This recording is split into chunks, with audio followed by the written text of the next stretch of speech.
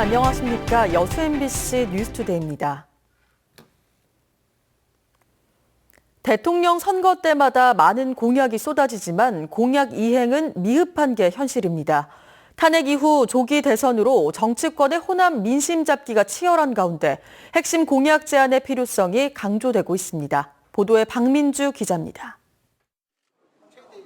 지난달 광양항을 방문한 문재인 전 대표.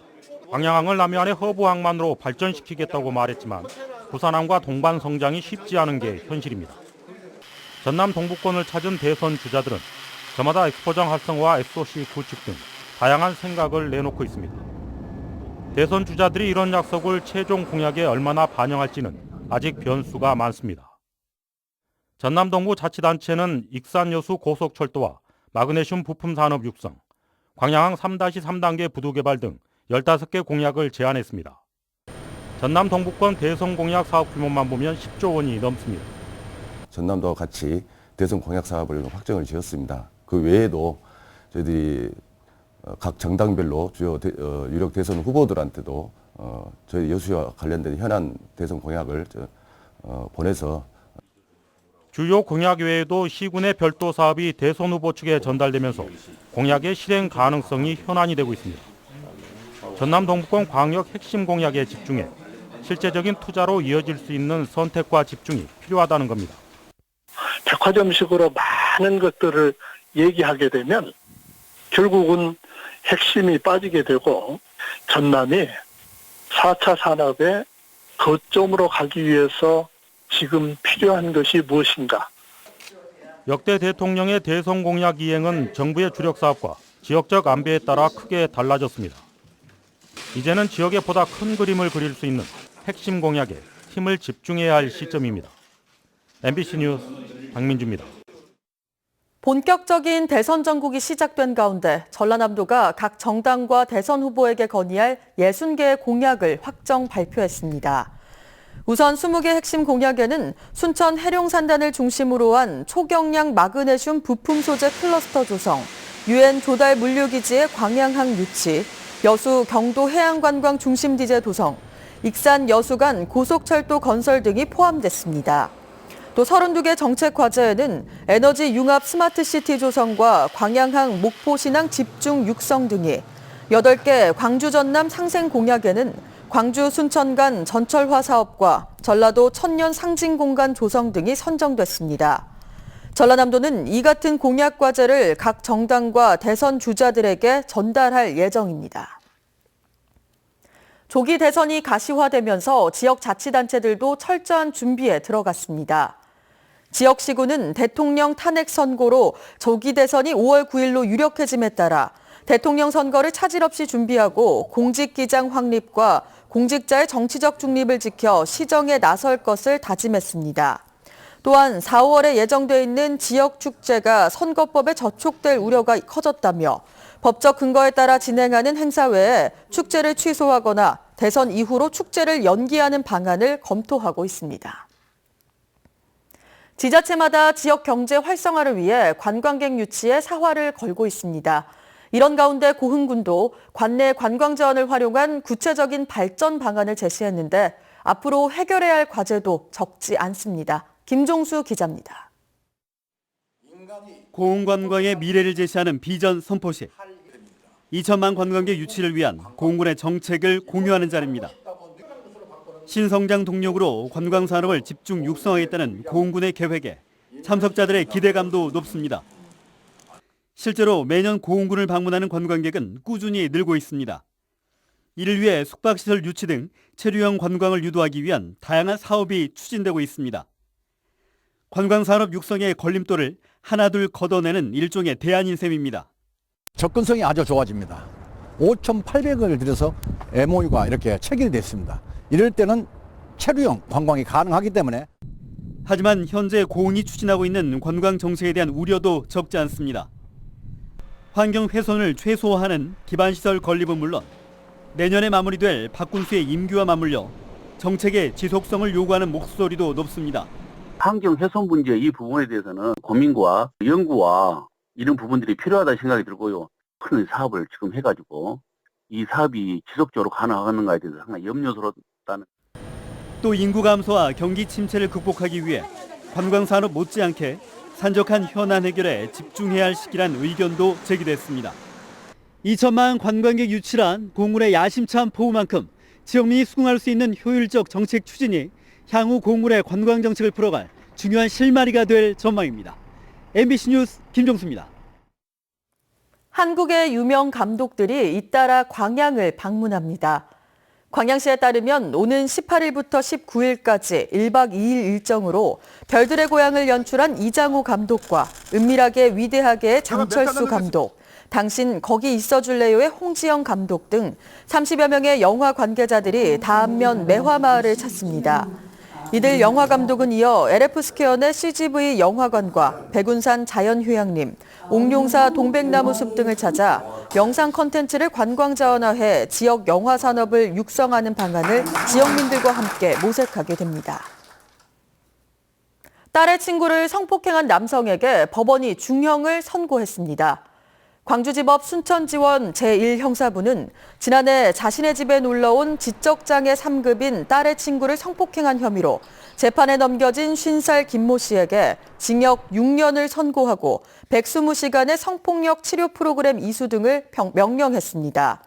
재판부는 판결문에서 딸의 친구는 물론 친딸을 상습적으로 폭행하고 성추행하는 등 죄질이 불량하고 피해자들의 고통이 커 엄벌이 필요하다고 밝혔습니다. 마을 정비형 공공주택 사업이 전국에서 처음으로 한평에서 시작됐습니다.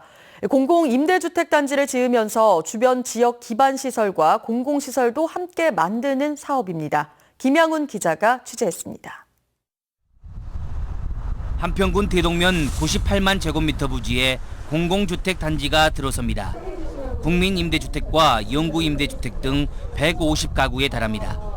국토부의 마을 정비형 공공주택 사업은 소규모 임대주택 수요가 있는 농촌 중심지에 공공임대주택을 공급하는 모델입니다.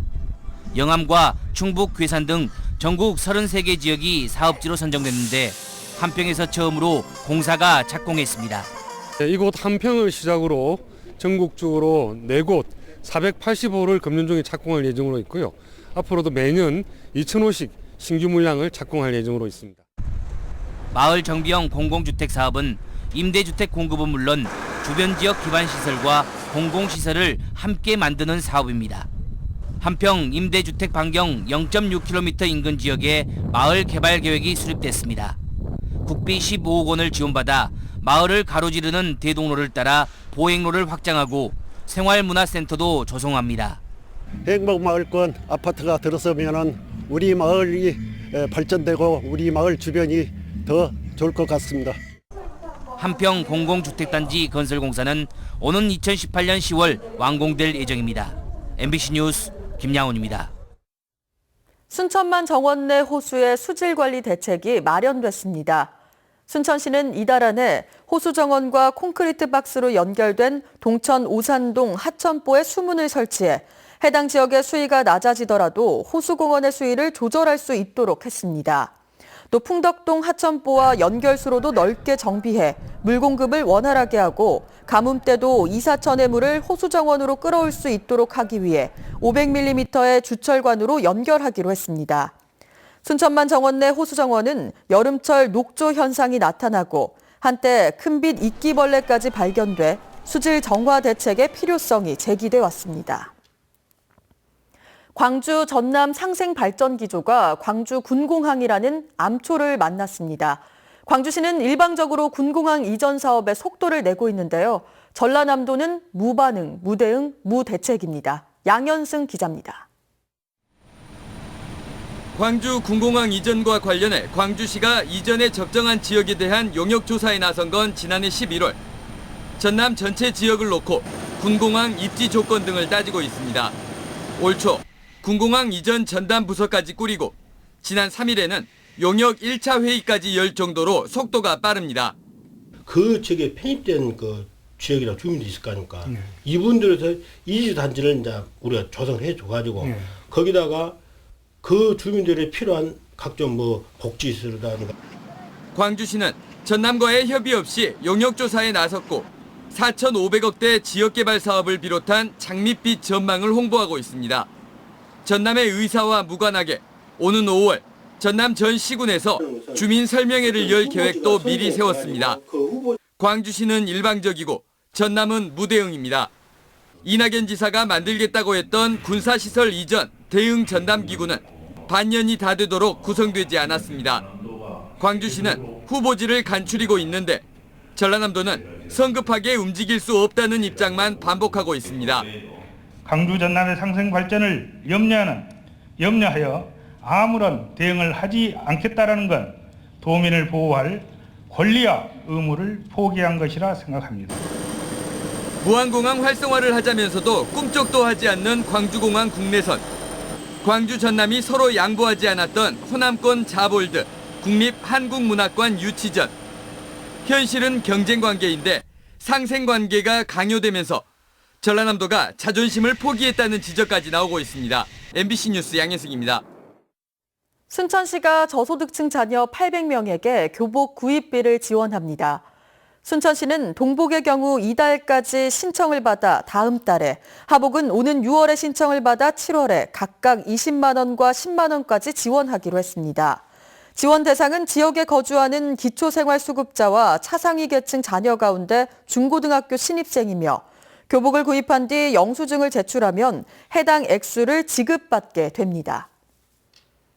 순천시 의회가 구금된 의원의 의정비 지급을 제한하는 내용의 조례안 처리를 다시 보류하기로 했습니다. 순천시 의회는 이번 임시회에 의정활동비 지급 제한에 관한 조례 개정안이 2건 상정됐다고 밝혔습니다. 한낮에는 봄이 왔음이 실감나지만 아직 아침 공기는 차갑습니다.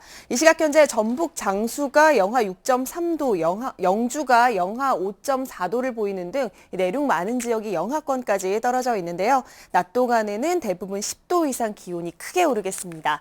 다만 일교차가 크게 벌어지는 만큼 감기 걸리기 쉬우니까요. 조심하셔야겠습니다. 주 후반으로 갈수록 봄의 색은 더욱 더 짙어지겠습니다. 갈수록 기온은 더 올라서요. 이번 주말에는 서울의 낮 기온이 16도까지 오르는 등 4월 초순의 봄 날씨가 나타나겠습니다. 현재 전국에서는 대체로 맑은 하늘이 드러나 있습니다. 오후에도 고기압의 영향권에서 맑은 날씨가 계속되겠고요. 공기도 깨끗하겠습니다. 다만 서울 등 내륙 곳곳에는 여전히 건조특보가 계속되고 있으니까요. 불씨 관리에 신경 쓰셔야겠습니다. 출근길 현재 기온 보시면 서울 0.4도, 대구 0.5도로 어제 아침과 비슷하거나 조금 낮은 상태인데요. 한낮에는 기온이 크게 올라서요. 서울 12도, 대구 14도가 예상됩니다. 당분간 맑고 건조한 날씨가 계속되겠습니다. 날씨였습니다.